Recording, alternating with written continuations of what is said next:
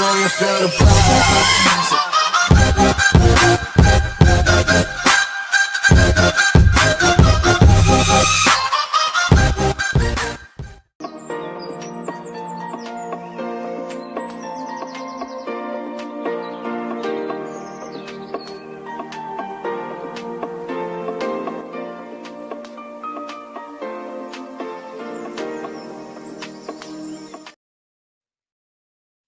GNT Sportstalk, what's going on? It's your boy Joel here filling in for the captain, but nevertheless, GNT Sportstalk episode 88. Let's get it.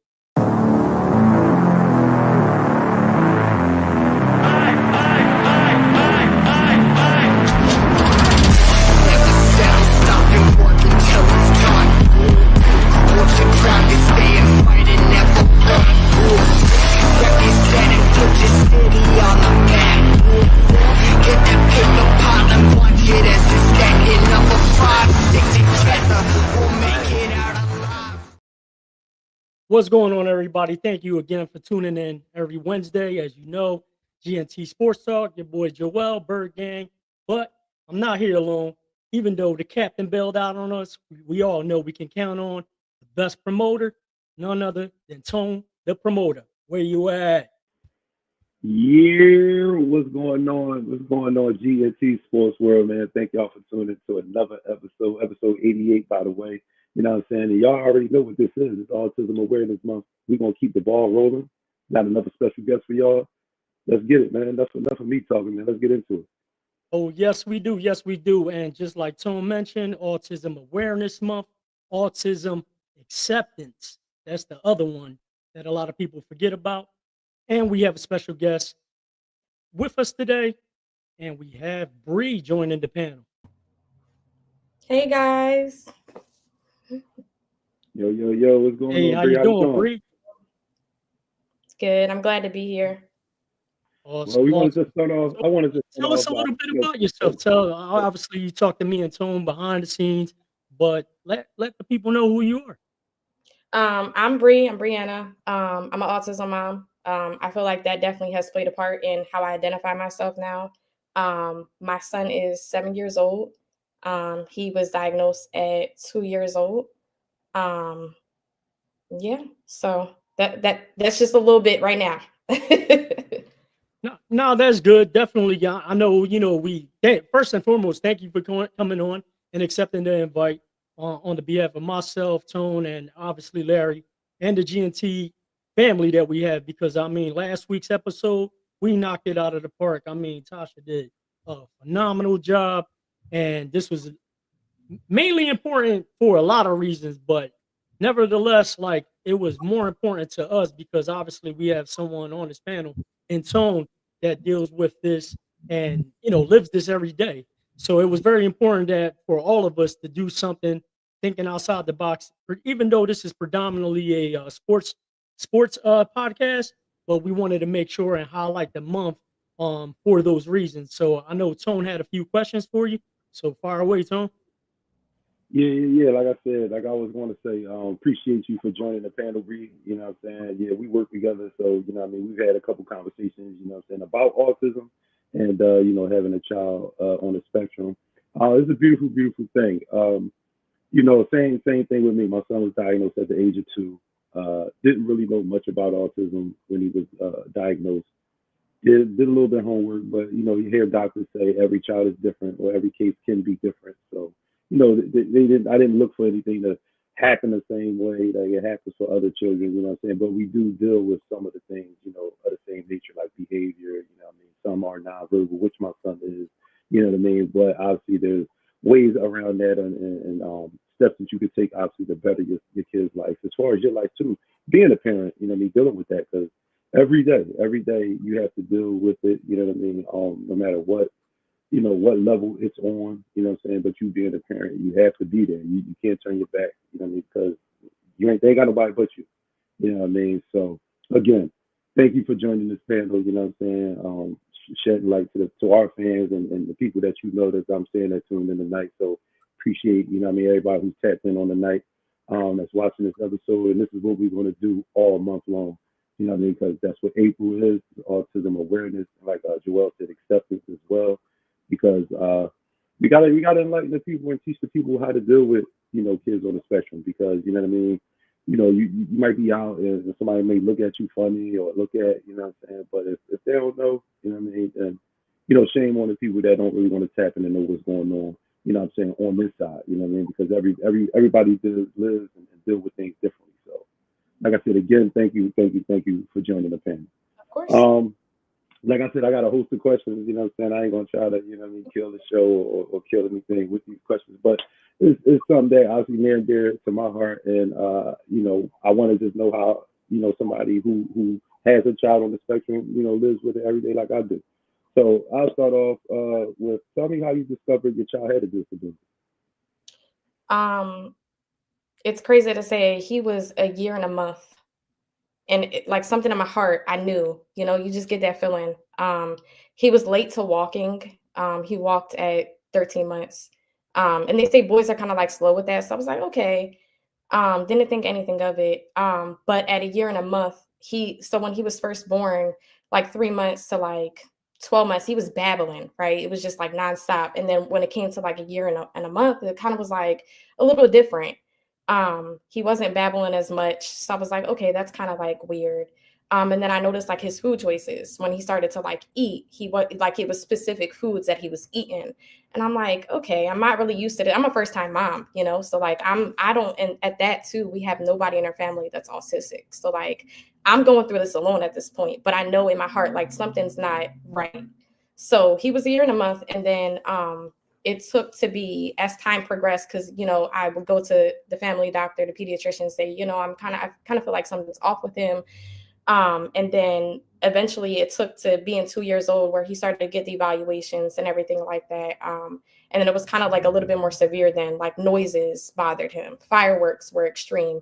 Um, the little noises, like I said, the food choices, like it was to the point where like to get him to eat rice, I would have to like crunch up Doritos in it for him to eat it. Because he was like eating, all he wanted to eat was snacks. So yeah, that's kind of how I discovered it.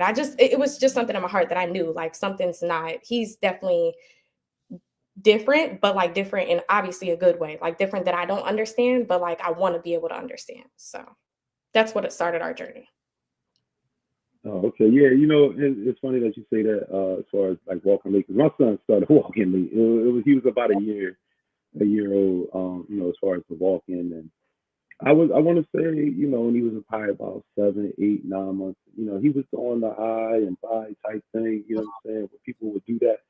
And then it was just like when he turned one and then just going from 1 to 2, like all that kind of stuff, you know what I mean? And I was thinking he was deaf, that he couldn't hear, you know what I mean? And that's why he wasn't talking or, acknowledging, we saying his name and trying to get him to just recognize it just wasn't happening. And then his motor skills wasn't developing. Anytime you put anything in front of him, he wanted to put it in his mouth. He was trying to eat it. You give him blocks, like whatever, pencils, crayons, paper. He never tried to really write on the paper. So he was just trying to, like I said, put it in his mouth, things like that. And we was just like, hey, something may be wrong here. Mentioned it to his pediatrician. They went to the evaluation part, and same thing. My son was diagnosed at the age of 2. So definitely know, about that or recognize what as far as that part goes. My next question: what things have you found to enjoy about having a child with special needs? Oh, he looks at the world in a different view. And I feel like seeing that, because as a parent with a child with special needs, you kind of have to put yourself in their shoes, right? So I'm seeing things differently than, when I walk in a room, I'm reading the room now before I even speak, because I learned that from him. Um, Energies, good energies, bad energies. That's something I definitely picked up from him as well. Because sometimes like my son is very, and anybody could tell you, he's very happy and he's very drawn to people. But if he's not drawn to you, then I don't want to be drawn to you. So he picks up on that energy aspect of it.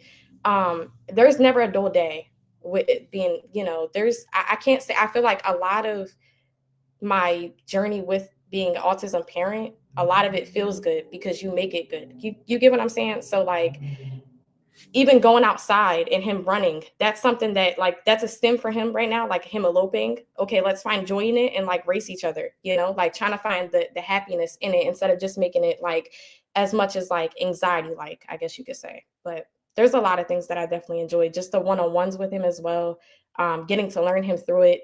Like I said, the biggest portion of it though is seeing the world through his eyes, because the way that he looks at the world and the way that I looked at the world before I had a child with autism is two different things. Right, real You quick, know, I just okay. wanted to take it because there's something that you mentioned. It was your first child, that Yep. you had? Okay, cool. And like you mentioned, the family, the one that was autistic, right? Yep.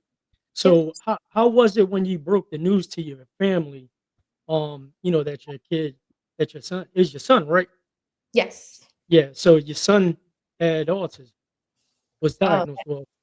yeah. So that was touchy. I feel like, in full transparency, I feel like Noah's dad was kind of like, and just like the father's side was kind of like in denial a little bit. Not so much like to the point where like it was obviously impacting his journey, but it was kind of like, oh no, like Noah's not, Um, so the denial part of it, I think was hard for me with certain people.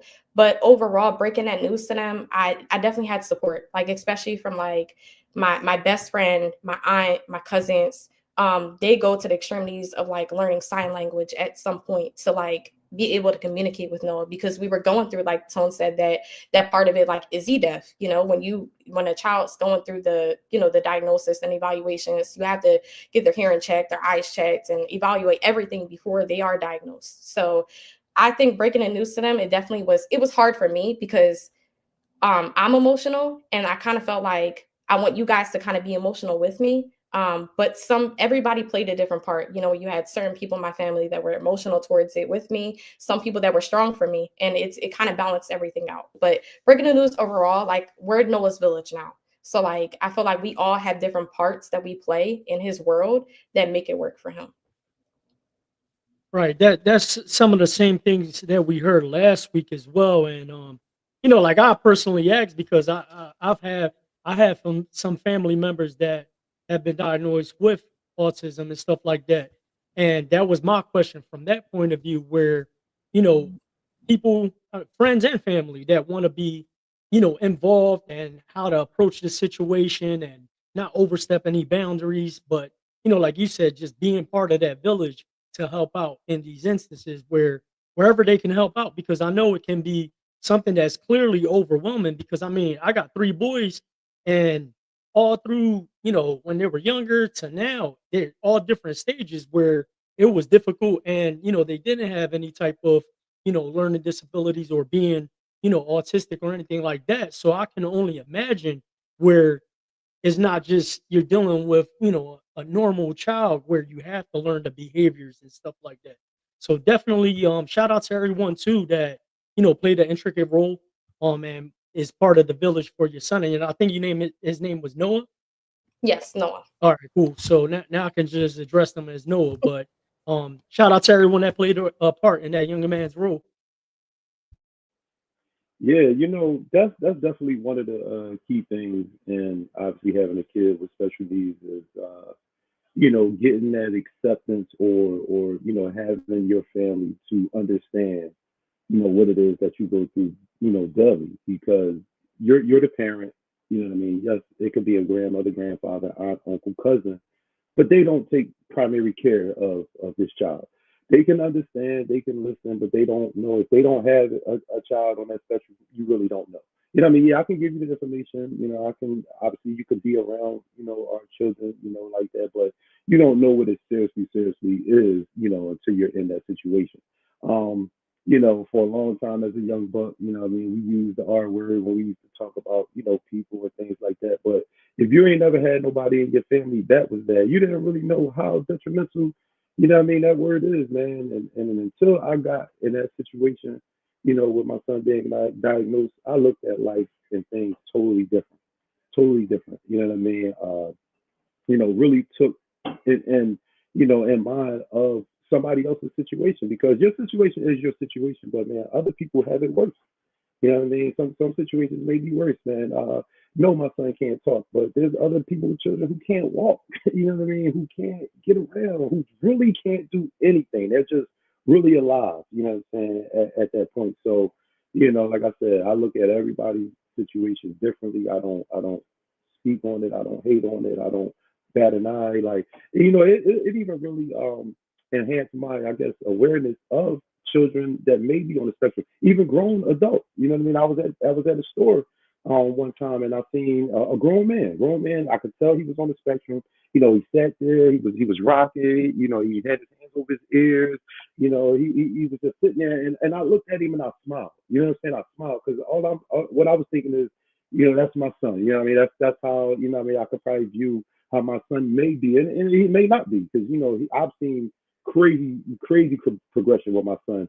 You know what I mean? From the time he was diagnosed until now. You know what I mean? So I don't want to really speak that on him, but you know what I mean? If that trait of his that he has stayed, I just seen that and looked at that. So I embrace everybody with love now. You know what I'm saying? When it goes as far as that with kids on the spectrum or anything, any kind of special needs. And that leads to my next question and asking you: do you ever feel overwhelmed? Oh, absolutely. Absolutely. Um, yeah. I feel like my me being overwhelmed goes hand in hand with like now me being overstimulated, right? That big word that we use with our son. I feel that a lot. I feel a lot of anxiety. Like I wake up with anxiety majority of my days. And I feel like I definitely have better control over it now than like when the journey first started. Cause like when the journey first started, the overwhelming feeling was depression. Like I was going through depression because it was so overwhelming to me. Like I didn't understand. I was, the why me, why my son, why can't it be normal? Like all those things that you ask yourself. Um, and then just, yeah, the overwhelming feeling is definitely, I feel like it now. I look at it in a good way. Like if I'm not overwhelmed, then I can't be better, if that makes sense. So like I'm taking that and I'm learning with it. But it definitely is, it can be overwhelming, especially like when you feel like of everyone around you. Like I said, I don't have anybody in my family that's autistic. I don't have any friends that have kids that are autistic. I don't experience that with anybody close to me, right? So then that's why like I get chances to build with people like you, that we work together, and I'm seeing the journey that you're going through. I have another close coworker where his son is autistic, but he can't walk, can't talk, he can't walk, he's in a wheelchair. Um, and just comparing that and knowing that I'm not alone in it definitely it helps, So overwhelmed though, yes, every day. Hey, so real quick, just pause the conversation for a minute. But when you do get overwhelmed and you're having rough days and stuff like that, you have people like this in your corner that leave a message like this. And I believe he says he's your cousin Danny, but he put, "I love you, Brienne. So brave for doing this. Keep sharing Noah's story and your journey. Praise God." So that's what it's all about. And last week after our show, we really talked about the show in general and the episode that we did, and it hit different as far as like the level of importance and why we, at first we just wanted to support tone and obviously the awareness and stuff like that. But after last week episode, I was like, dude, I don't even care about talking about sports, that complete, and these are certain things that we need to talk about. And you also have another comment here from John, you know, Oh, best mothers I know and proud of you. And so I just wanted to pause it just for a minute, just because those are the type of things that you need to hear when you sit there and have those moments that are challenging, or you get overwhelmed and feel like nobody's in your corner and stuff like that. And you really do. You know what I mean? So shout out to these folks for chiming in and dropping in the comments. And here's another one. Cassandra, love you so much, cuz Sandra. So I mean that's huge, and again, just another level of importance as to why with this podcast. Again, we normally talk about sports, but we're like, no, hold on. We look at the bigger picture and see what's the level of importance of getting this message across, and it's certainly timely and highlighting that Autism Awareness Month, in addition to acceptance, because that's a huge thing. So thank you again. Thank you. Yeah, what I'm loving, I ain't gonna front. What I'm loving is the support that her family, friends, folks, whoever that is, commenting. Man, I appreciate all y'all for tapping in the GNT Sports Talk and obviously supporting Bree, for coming on here and sharing her story.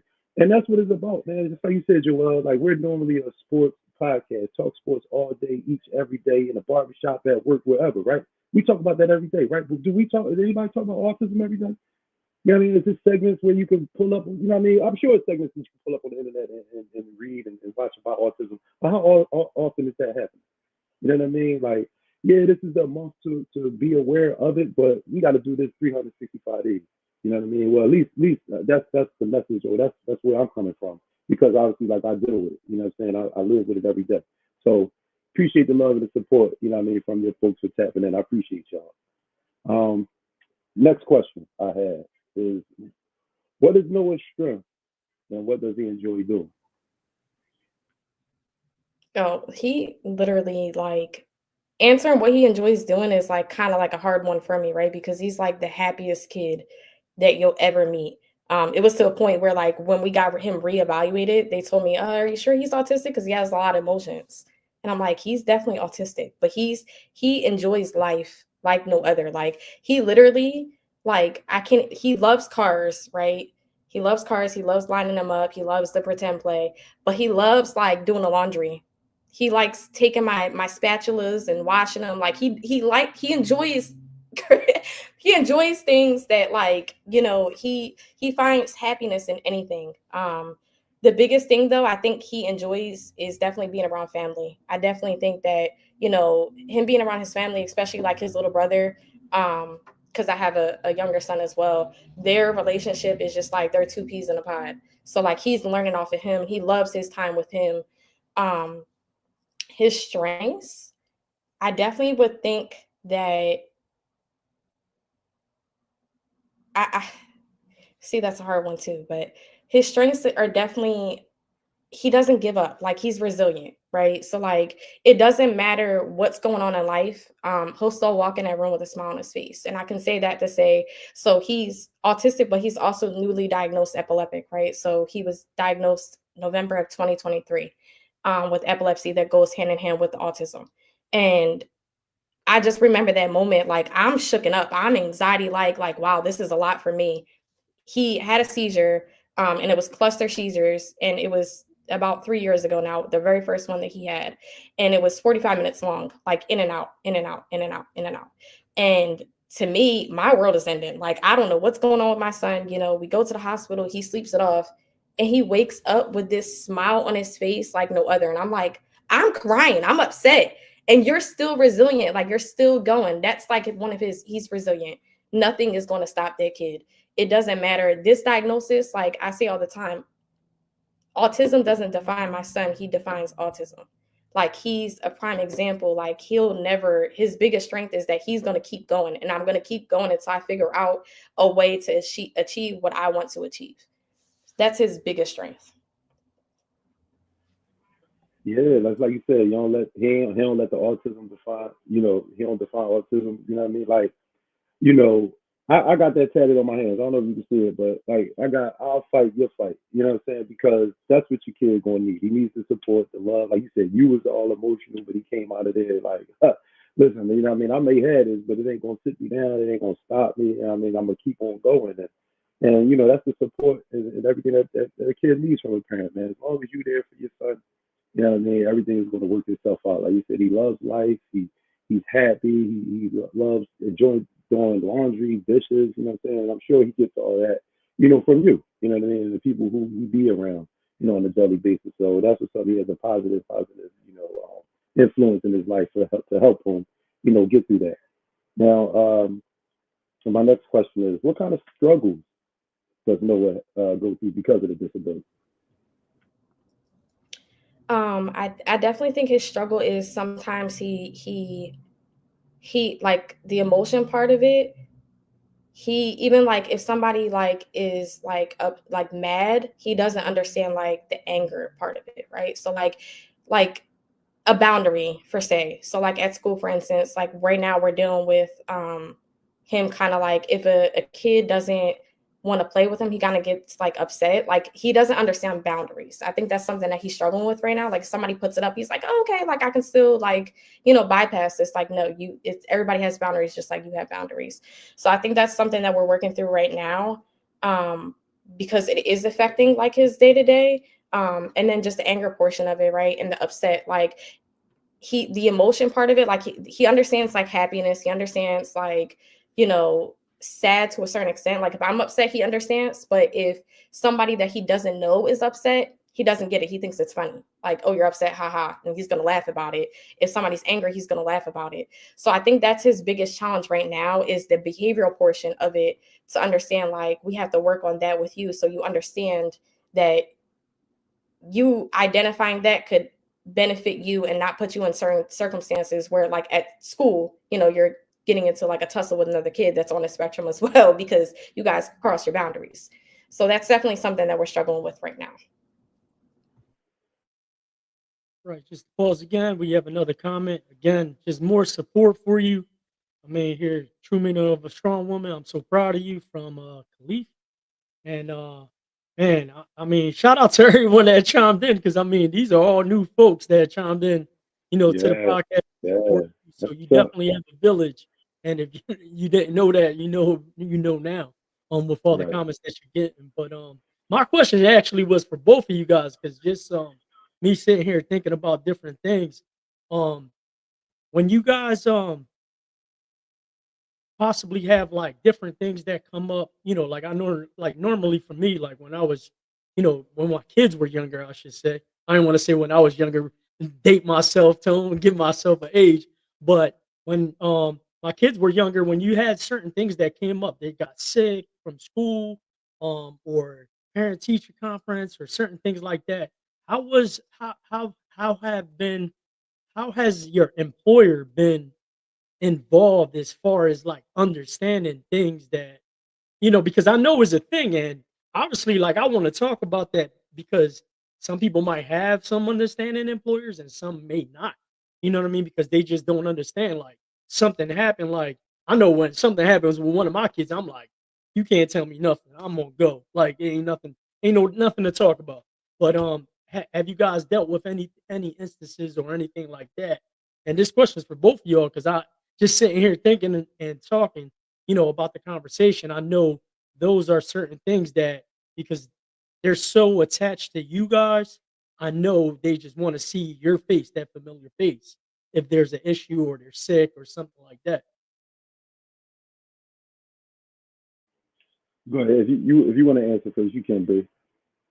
Okay. Yeah, so I think it definitely varies the employer. I can say that. That's something that one thing about me coming into our company, right? So is when I had my interview, he already knew prior to that because I was referred. He already knew prior to that, like I have two children, but I have a son on the spectrum. And like he knew at any given moment, I'm running. Like even if you tell me no, I'm sorry. Like I'm going. A job is a job, but my kids are forever. You get what I'm saying? So like those moments, in those moments, they're the most precious because you can't get those moments back. And I truly strongly believe that your kids are always going to remember, especially now at these ages, who was there. And they're never ever going to say mommy wasn't there. And I feel like my employer now, like my boss now, it definitely obviously like sometimes it can impact my schedule. But he doesn't sympathize because obviously you have to like truly understand it, but he empathizes with it and says, okay, handle what you have to handle. Do I think it gets on his nerves sometimes? Yes, but overall, like he's very like, yeah, sure, no problem in the moment of it. Previous employers, I definitely have gotten told like, oh, you're gonna get in the way of like, you progressing. Okay, well then I'll find somewhere else that's gonna understand it and back me up with it because that's what I need because this is already hard enough and I don't need me to come into a 9 to 5 every day, building somebody else's dream at that already, and come in already stressed out because now I have to worry about missing out on when my son needs me. It's not a negotiation. Right. And that's exactly why I asked the question, because I know there's a lot of people out there that have dealt with this and dealt with a situation where, you like, again, like you can't tell me nothing. I'm not going to be sitting here in fear of losing a job over my kid or anything like that. Is a non-negotiable. But I know people have been in this position or the situation, and had to make a choice, and sometimes that led probably to either a termination or a write up or something like that. You know what I mean? So it's definitely something that's the reason why I asked the question, because I know certain people have dealt with that. You know what I mean? So I don't know if you want to chime in on that topic too. Yeah. To be honest, man, I'll say that like probably I don't really go in obviously to work and really like put my kid, my son got autism, you know what I mean? So this is why I gotta leave or whatever. Like, look, if anything wrong, I got 3 kids. So if anything wrong with any of my children, what I'm saying, at that moment, what I'm saying, I'm just telling you I gotta leave. You know what I'm saying? And we ain't got to get into the specifics. You know what I mean? Like I got to handle the situation. I just don't know what my kid. What I'm saying, I'll be out. I'm out of here. Those people who follow me, who know me, who I have personal conversations with, they know my situation. You know what I mean? So I may not have to go so far and in depth of why I gotta leave or what the situation be. Like I said, if you rock with me and I rock with you, you know what's going on. And to both of y'all points, man, kids, this is non-negotiable. You know what I mean? Like Bree said, your kids are here forever. You know what I mean? As long as you're in their life and they're in your life, they're here. Jobs come by the dozen, man. You can go out and get a new job tomorrow. You know what I'm saying? I'm not saying it's easy. I ain't trying to say that, but what I mean, employment, is be there. It's going to be there, man. But the love and the support that's needed for your children, you need to do that 365. And it's unfortunate. I know you said people do deal with that, and what I'm saying, I can't say that I don't know anybody who's went through things like that. The job, they'll not understand, and like, hey, what I mean, I understand you got a kid, but I need you here. And if you leave, or if you leave too much excessively, they want to write you up or even terminate you. Hey, do what you got to do. You know what I mean? Do what you got to do. You know what I mean? Because just like Bree said, she's not going to. Your kid is going to remember who was there for them. In the time of need. You don't want to have them feeling like, oh, you love that job more than me. You know what I mean? Especially dealing with the situation that they may have, man. So what I mean? I like I said, I don't go around broadcasting. If you know Tony promoted, you know what I got going on. And if I better tell you I got to leave from work, any of my bosses that may even be watching down, you know what it is, man. And I ain't up here, what I'm saying, just trying to leave work just because, what I'm saying. So, yeah, I'm leaving, man. I don't care about all that, what I'm saying. If a job threatened me, my job because of handling something for my kids, and you really didn't want me as a worker, or you really didn't appreciate, what I was bringing to that company, and I don't want them to do it if that's the case. So it don't even matter for me, what I'm saying. I'm out of here. It's not like I said for any of my children. So I No, do want definitely, man. It was just something that crossed my mind just through conversation. But you had it. Oh, did you ask Larry's question? I don't know if you had to jot it down. I think that was it, right? um, no, that was not it. But I think Bree was about to chime in on something. Was you about to say Yeah, something? I just want to say really, really quick too, because you mentioned like some people might be having issues or experience that with their jobs. A lot of times, and not to say that like, because I personally haven't done it, but it has been offered to me as well. Like HR, and granted, a lot of people are like, I don't want to do that, but HR is a valuable um, portion at your workplace because they deal with the FMLA portion of it. At a job can't necessarily, like, if you go through the FMLA and everything like that, and you say this is my child's diagnosis, this is what I'm going through, and then you leave at certain companies, if you have to leave, you're protected because I have a child on the spectrum. I have to go, and it's a part of my world, and I can't control that. So a lot of jobs should work with you, and you should have that resource. So that's just a FYI for people in case they are experiencing that. You do have that benefit as well. So utilize it if you need it. And I'll say this too, and one I guess good thing as far as my case goes is that his mom is there, like what I mean, like yeah, if I have to leave I will leave, but most I would say 9 times out of 10, his mom could get there, what I mean, before I could. Yeah, I'm gonna be notified, what I'm saying. They're gonna tell me what's up if that's the case, what I'm saying, because And we don't usually, and I'll say this, thank God, I really didn't had too many issues like that, with my son. I had to leave work, anything like that. But again, I got, I got obviously got the half of help from the parental, part with his mom. So that's obviously a big help, as far as the employment goes, because I don't always have to leave, but if it's something major, of course I would. But that part for me is it's pretty cool. And Hey, someone else so chiming in for you, Bree. Giving you a shout out. So proud of you. Love you from Lex. and she can't log into her account. And log on to her. Hey, however you This got could to be get the posted message on out. YouTube. You could go back and watch GNT Sports Talk episode 88, highlighting Bree, the special guest. Right, right. Right. Hey, however you got to get the message out there, we appreciate that stuff. Or Steven, I'm sorry, Steven, my bad. Yeah, like, however you got to get that message across, we appreciate it. So thank you. Definitely. And I'll tap into the question that Larry had for you. He actually he said, where do you find the strength to never give up as a parent? Well, I feel like my son, that's like number one. I can't give up because if I give up, how is he going to progress? Right. So, I mean, I can't give up. It's not possible. Like I said, in the beginning of the journey, I definitely went through a depression period. And I feel like a lot of people around me probably didn't know that because I hid it so well. But it was hard on me. It was a lot. And a part of me felt like I wanted to give up. But I took that and poured it into different things, right? So now, like for instance, I'm a member of the autism committee, like a volunteer, and for Autism Speaks. So like now I go in and I do the autism walk that we did last year. We set up a table and we help the kids color. Stuff like that makes me not want to give up as well because I'm not only pouring into my son, but he gave me a power to now spread awareness to other people around me, right? I get messages all the time.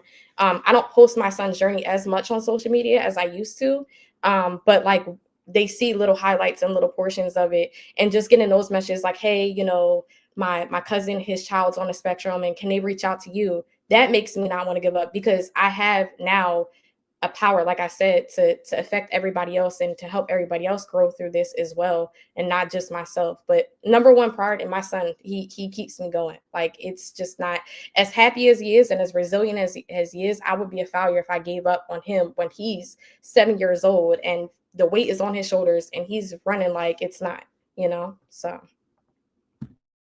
Okay, yeah, that's good. That's good because for me, to find a way not to give up.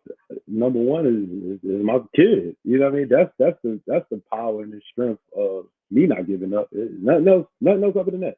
That's just my kid. I love all my children. You know what I'm saying? So I will go through hell and high water. You know what I'm saying for them. So that's all. That's all. Because like I said again, I might have said it earlier. Like you are your kids pretty much staple as far as getting through life. You teach them everything. You show them how to be, responsible adult.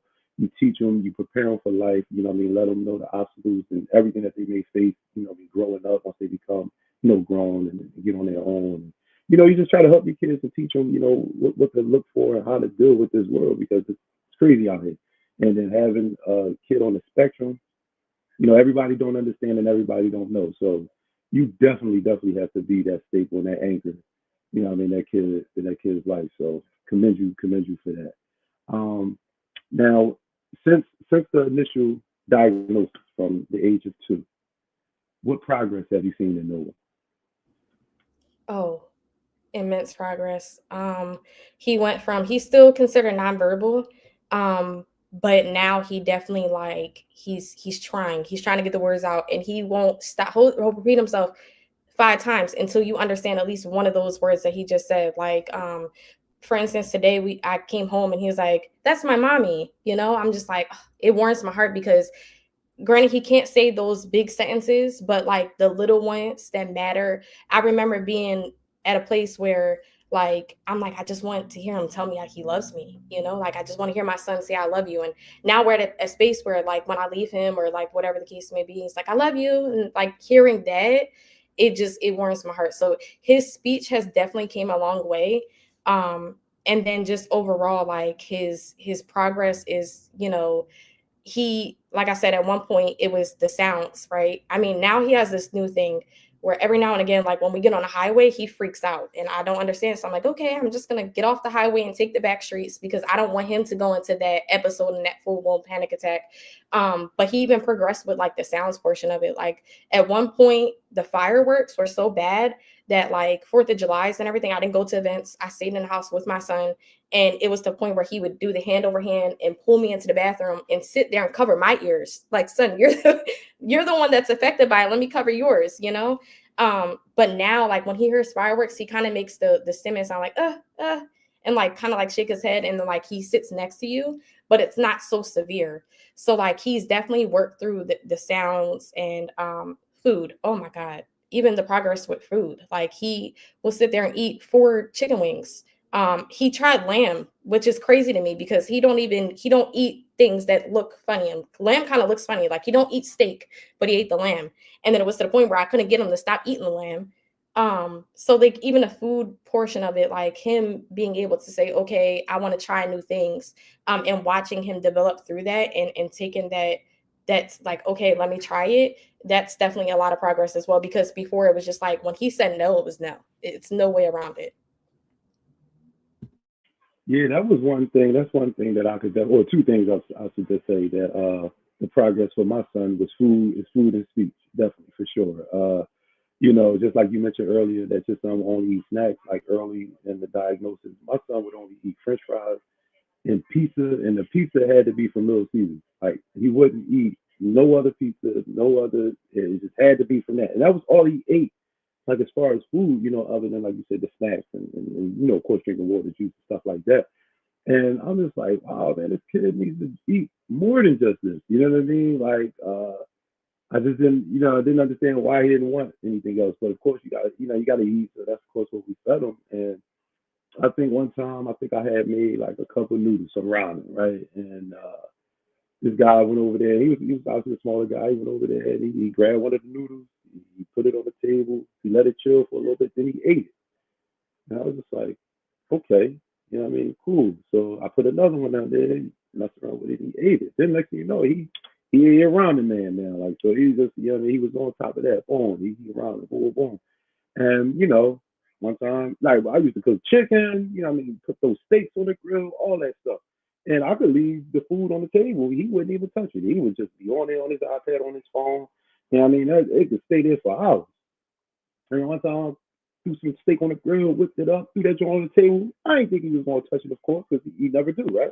You know what I'm saying? I think I'm chilling. I don't know if a game was on. I just know I left that steak alone for about 10 minutes. I came back, it was almost gone. I was like, whoa, what's going on here? Like, what you doing, bro? And then I want to say, ever since that day, my man graduated. I mean, he eats pretty much everything now. It's some things that he doesn't eat, but man, he will tear up anything. You know what I mean? Anything, man. That dude. And my son's 13 years old. He's 13 years old, and he's 6 feet and 218 pounds. Like he's already a grown man out here. So you know what I'm saying? This dude definitely eats in his speech. The speech, he wasn't saying anything. I mean, he wasn't remotely uttering anything. I want to say probably up about 3 years ago, maybe. You know what I'm saying? And they worked with him at the school Carnell, man. Like they really did a thing with my son, man. They really worked with him, man. Understand. A lot of people tell me that, like, my son is different than a lot of kids that they work with. Now, my son actually has, like, his aggressiveness as far as like how he acts is heightened. So, he can get aggressive, and they don't shy away from that. They don't not want to help him because of that. Like, what I mean? It kind of seems to me like they work hard with him because of that, because they want to try to beside that part in his life. And they've been teaching him obviously probably how to say mama and daddy and things like that. And this dude this dude learned dada, right? And it was I'm sitting on the couch one day, and I hear him saying it, but I'm thinking he's just like probably uttering some words, things like that. Because when he wants something, like some juice or some snacks or something like that, he's shoving bowls and cups in my face like, huh, you know what I'm saying? Give me what I need. But now, instead of him, shoving the bowl or the cup in my face, he's saying, dada, dada. And then I'm turning around looking, and then he's handing me, the stuff. So I'm like, hold on. You know what I'm saying? Like he's identifying obviously like who I am, and he's saying it. You know what I'm saying? Trying to get my attention, and he could say that all day long. It's not even. I don't even care about getting him snacks. I just love hearing him say "dada, dada, dada." You know what I'm saying? Because of course, you know what I mean. Before any of our children are born, you know what I'm saying. You kind of probably try to think of how things are going to go, what you're going to do. I'm a big sports guy, so yeah, my son's going to play basketball, football, baseball. He's going to do all of this, and if that's not the case, this is how you're going to adapt to that. You know what I'm saying? And of course, all of our kids talking to us when they're young. Oh, I love you, mommy. I love you, daddy. Can we go here? Can we go there? You know what I mean? Me having obviously two children prior to him, you know, I perceived that I got that. So I can't say I didn't know what it felt like, you know what I'm saying, to hear that, you know what I'm saying? But of course, you want that from all your children, man. So, like I said, speech and his appetite definitely has progressed, you know what I'm saying, over the years for me. And I love it. You know what I'm saying? I keep seeing that's why I do 6 feet 218, man. Probably because of me. You know what I'm saying? Well, because of me and my stature as well too. You know what I mean? Being 6'3", 240. So you know what I'm saying? This dude is wears the same shoe size as me, size 14. You know what I'm saying? So yeah, that's a growing young man right there. So this gonna be my last question, Bree. You know what I'm saying? I don't know if Joel may have anything, but obviously we know we're not going to be here forever. You know what I'm saying? And yes, we're doing the things that you know we need to do to strengthen our children to have them right and you know able to attack life when they get older. So, if you have any, what concerns do you have about Noah's future? Oh, see, I have a lot of concerns. I feel like your anxiety as a parent of a child with special needs, I feel like every day you're living in the future. And that's one thing I had to like tell myself, like, be where your feet are at, because that's where you need to be right now. But it's hard not to think about. Like, I think my biggest fear is me not being here. Like, nobody is going to advocate, and not to say that I don't have a village, because I do. I have a strong village. But and I know that they would pick up the slack for me, but nobody's going to advocate the way that I do for him. And I think that's what scares me the most is because if I'm gone, is his progression going to drop, like how is he going to feel, like it's just a lot of things to process. But I also think like right now I'm in a space to where so like I'm like, is my son going to get married one day? Is he going to have kids? Like, is he going to be able to have kids? Like, I want him to. That's something that you have to like kind of find comfortability with, right? Because it's a 50-50 chance. It might not happen, but it obviously I'm leading towards it's going to happen. Some like my son, yes, he's autistic, he's not real, but he loves his girls. Okay, somehow, some way, he's going to make it work. But it definitely scares me because I want the best for him and I want to see him walk down that aisle and I want him to have kids. And just seeing him with my son, my second born, he's 5. And it's two complete different worlds, right? Because my second born isn't on that spectrum at all. But he helps his brother as much as he can. He's like the little big brother to Noah. But the way that Noah loved on his name's Tank, the way that he loved on Tank when he first was born, you would thought it was his baby. And I want to be able to see that when he's older. I want to be able to see him have children. So I think that's what scares me. But I also think this world, right? This world scares me because it's already enough as a parent. When you're a parent, sharing your child with the world is already like a lot of anxiety. But when you're a parent with a child with special needs and sharing that child with the world, when they're so ignorant to autism and the acceptance part that we talked about and uneducated, right? Because I feel like a lot of times they'll say nowadays, oh, there's so much like autistic kids now. And it's like, no, we're just not being oblivious to it. We're doing what we need to do as parents to now say, okay, there's always been a problem.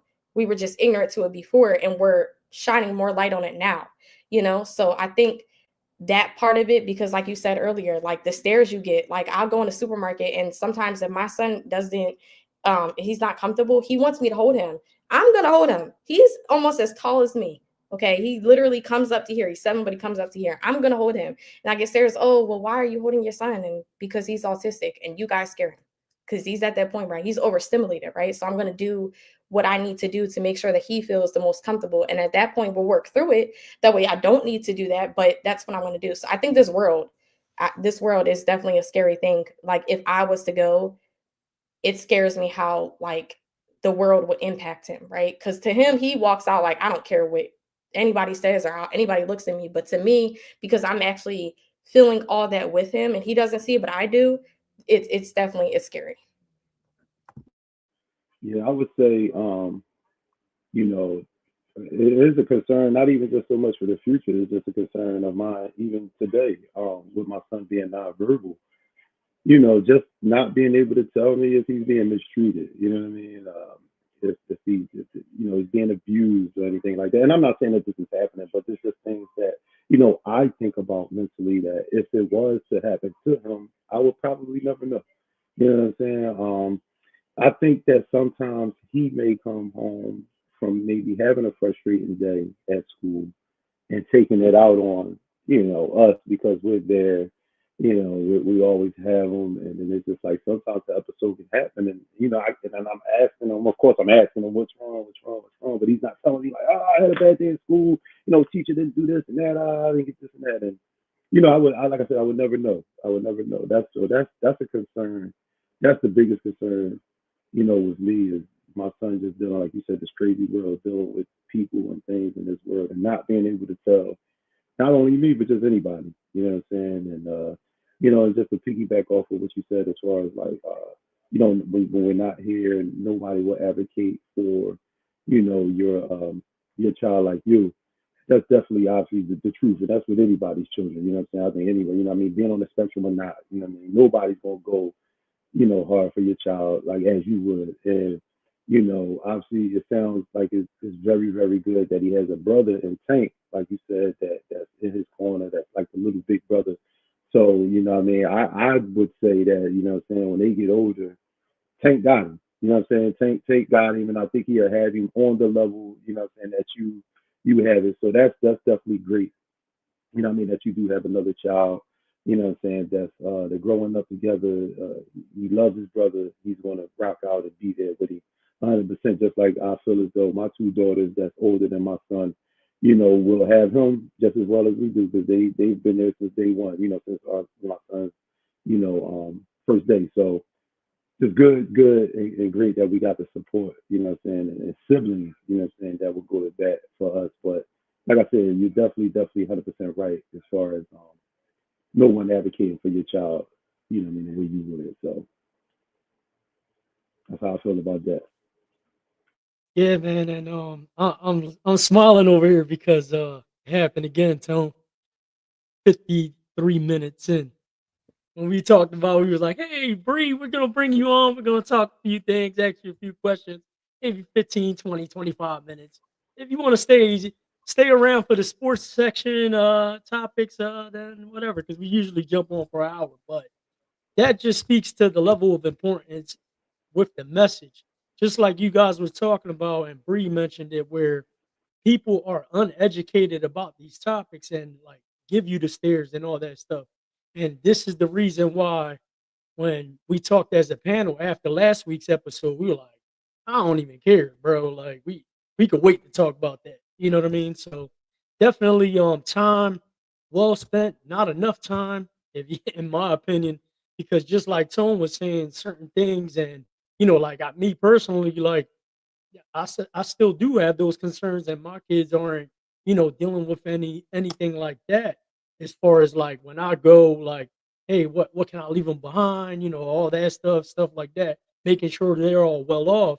And it's something that, I had one of my clients talk about to the guy that works with me. He was like venting to him. He's like, "Man, I just retired." His daughter is probably like 23, I want to say 22, 23. And that was his thing. He said, "I retired." He's like, "Man," he's like, "I ain't afraid of death." He's like, "I'm afraid of leaving my baby girl because he's like and the gentleman's from India. So, it's not a lot of people, like he don't have that much family here like he does back in India. But there was some struggles and stuff like that that he was sharing with us and stuff like that. But it was his biggest, fear. He's like, "Man, I'm retired." He's like, "I'm just trying to stick around and be here for my daughter as long as I can." And that was his thing, because no one got them like the mom or dad. That's just how it is. But definitely, man, man, time well spent again. I mean, I don't know if you have any questions for us, Bree. I mean, we were asking you all the questions and stuff like that. No, I feel like Tone, we kind of like went back and forth. So I feel like the questions that I did had, he kind of answered because he piggybacked on everything that I was saying. So I don't have any questions right now. Well, just like you said, Joe, man.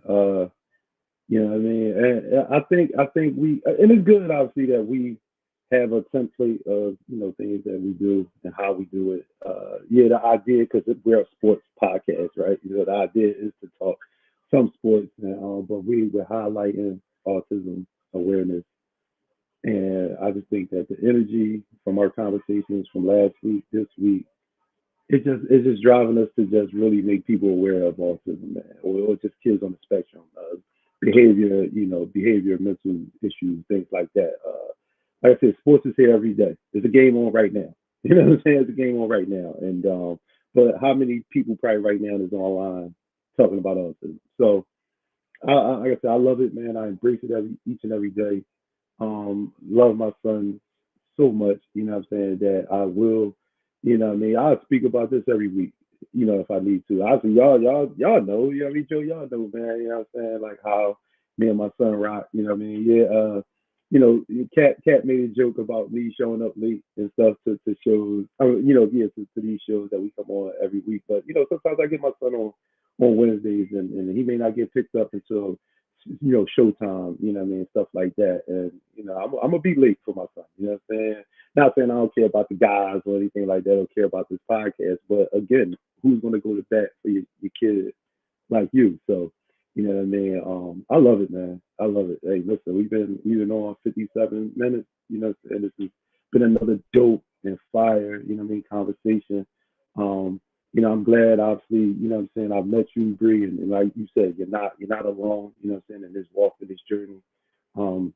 Knowing that you had the support and having somebody that kind of like you, what I'm saying, is good to talk to, what I'm saying, y'all both could, give out, types of different, like what procedures or ways to help, what I'm saying, because like I said, every case is different. So, I mean, I even joined like a father's group, what I mean, with kids on the spectrum, what I'm saying, and they meet like once a month on a Zoom call, what I mean. I just joined it like last month, and it was about 30 dads on there last month when I was on, and you know, just hearing different perspectives, different things that people going through, man. Like I said, people's situations can be worse than yours. So it helps you, in that realm, and it also helps you to understand, what other people go through. You're not alone. So I'm glad that I joined that. Like I was talking on that journey. It was crazy, man. It was just like, I was great to be there, great to hear, the conversation, seeing all the dads, and I mean, it was men in their different races and everything. So it was just like, it was all across the board, man. You know what I'm saying? And I'm on there talking about my son. And I got emotional. I started crying, like, yeah, I love my son. This and that. You know what I'm saying? But you know what I mean? And I didn't care. You know what I'm saying? Because obviously that's my son. And it was great though, man, because the men, what I mean, was in that joint, was like, listen, man, we've been there. I know what those tears feel like. You know what I'm saying? I know where it's coming from. You love your son. You know what I mean? So, what I mean? It's glad to have a dad like you on here. That means you're passionate. You love it and this and that. And it's just like he has a great advocate in his life. So they just like shot me out for that. You know what I mean? And I was like, yeah, man. I don't feel as though, and I know I'm never going to stop. You know what I mean? Going like that for my son. So, um, like I said, it's great. It's great that you joined our panel, Bree. I really, really appreciate you for doing that. Yeah, thank you guys for having me. And I just want to also shine light on you, Tone, because I feel like for me personally, in my experience and my journey, I don't see a lot of dads um, fighting for their children. And not to say that like obviously it's not going on, but I don't see it, So just hearing that like you're taking the initiative to do the work as a co-parent with your child's mother and having that village together, and then also joining like the groups and stuff like that. So I definitely want to shine a light on you as well. And again, thank you for having me, because like Tone says, I can talk about this every day. Like my girl time, me going out with my girlfriends at this point is me talking about my children and what I'm experiencing with autism and all that. My family, like in any conversation that I have, I make sure that I mention it, because like it's a part of my world now. So like you said, I could talk about this all day long. So I do appreciate you guys for bringing me on here and actually like being able to share some of my story and shine a light on it. And then also like being able to like maybe help somebody else through their emotions with it, because not everybody is brave enough to do this, so. You know, so the piggyback off of what you just said about as far as me, and I appreciate the comment, and I thank you, you know what I'm saying, for being there. Because like I said, for any of my kids, man, I'm there. So that's just no question, right? But to piggyback off of what you said as far as like you don't really see too many dads, you know, in a mix like that. So we took our son out of public school system last year and put him in a different school district and things like that. It's better. He's flourishing. Great school. Love it. But before he went to the school, we had to take him up for a visit. And you know, I want to see what the school looks like and where my son is going to be every day because it's actually like 50 minutes away. You know what I mean? So I definitely want to know, you know, what's going on.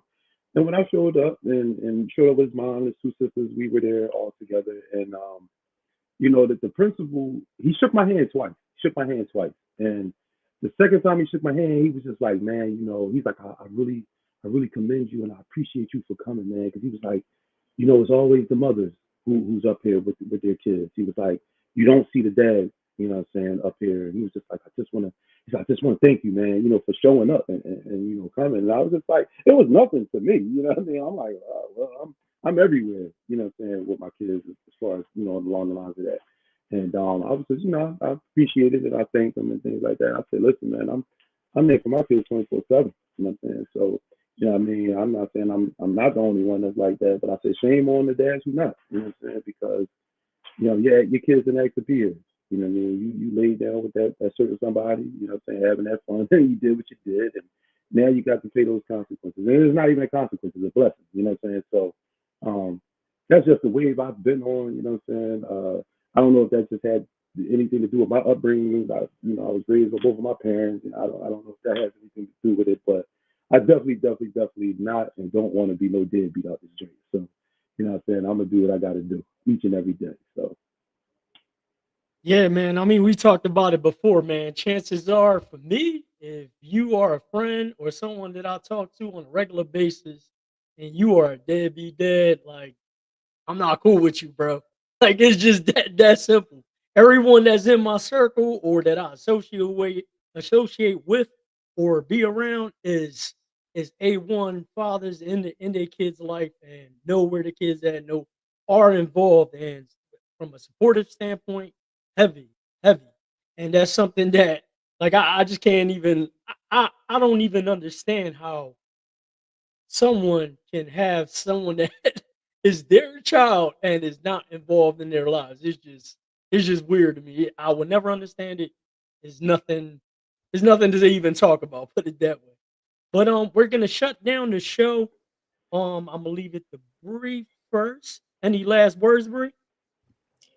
No, just again, thank you guys for having me. Also, if you are a parent that has a child that has special needs, don't give up.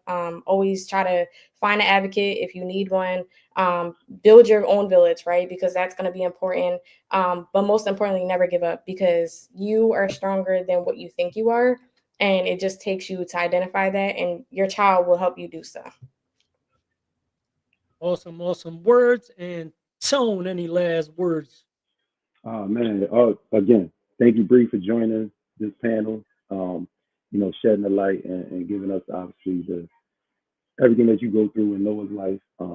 You being a proud autism parent, I definitely commend you, you know, for that, and us at GNT Sportstalk commend you. So we thank you for accepting this invitation. You know, coming on the panel, letting the people know, you know, what I'm saying what's up. So thank you again for that. Of course, you already know, yeah, my name ain't on the screen tonight, but of course, you know, what I'm saying y'all know who I am, man. Tone, the promoter. And today's Wednesday, but this Friday is the third Friday of the month, man. And what I do and what I got going on is my comedy and poetry show called Laugh the Pain Away, the poetically infused comedy show where we get our free wine. Hence to that. You know what I mean? Free wine, man, come out. We got some dope comedians, dope poets, man. They come down there once a month. Y'all can follow me on Instagram at Tona Promoter, the underscore, you know what I mean? And grab them tickets. They still in the bio. So show Friday night, Laugh the Pain Away. But we also are in Harlem. We in Harlem, New York, at Comedy in Harlem, which is April 27th. So the following week, we travel into Harlem, man, and let the people laugh in New York. But y'all in Philly, surrounding areas, tri areas, I mean, come out in Harlem, man, have a nice little laugh with us. And I'm also a part of a team that's called the Podcast Link Philly Crew. You know what I'm saying? There's about 7 of us, man, a couple men, a couple women. We got a live event coming up, y'all. A live event, May 4th. Sunday, May 4th. It's called Empire Strikes Back. I got tickets, DM me for that. We have a live event coming on. We got a couple people performing. We're gonna be on the panels, different topics. Have fun with us. It's gonna be at King's Cafe, so make sure y'all tap in with us, man, and come through, get some tickets. Come out and see your boy, man. Everybody, you know, say, I told you, the cool, you're my guy, this and that, man. Show that support, man. Come out and rock with me at Laugh the Pain Away this Friday. Laugh the Pain Away in Harlem, New York, April 27th, and Sunday, May 4th, when Podcast Link Crew get together for Empire Strikes Back. That's all I got, man. I'm a busy working man. Tap in with me. GNT Sportstalk, episode 88. Let's get it. That's right. That's right. GNT Sports Talk. Thank you guys for tuning in. Awesome episode, fire episode. Thank you, Bree, again. Only news that I got is next Thursday, the 24th, we are at Buffalo Wild Wings for a second annual NFL draft night. We're going to be there around 7:30. First pick starts at 8 p.m. Be there. Come kick it with your guys. Have a few drinks, some wings. Obviously, you already know Tone's all over it with the BOGOs. We're going to be out there at Buffalo Wild Wings, but you already know what it is, man. GNT Sports Let's Talk. get it. Thank you guys for tuning in. Bird Game, checking out.